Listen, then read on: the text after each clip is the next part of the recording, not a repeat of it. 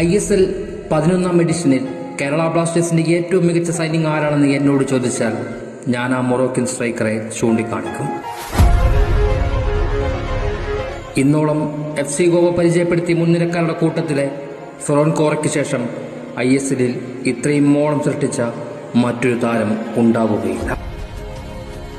വിങ്ങിലൂടെയുള്ള അയാളുടെ ആക്രമണങ്ങളുടെ പ്രകടനശേഷിയുടെ പ്രത്യാഘാതങ്ങൾ തിരിച്ചറിഞ്ഞ അല്ലെങ്കിൽ അനുഭവിച്ച് രുചിക്കേണ്ടി വന്ന എല്ലാവർക്കും അറിയാം അയാളുടെ കളിമികവ് എന്താണ് എന്ന്. ISL പോലും ലീഗിൽ എതിരാളികളുടെ ഉറക്കം കളഞ്ഞ പേരുകളിലൊന്ന് അവൻ്റേതായിരുന്നു. ദ മൊറോക്കൻ ബോക്സർ നോഹ വൈൽ ജാക്കബ് സബ്രായ്.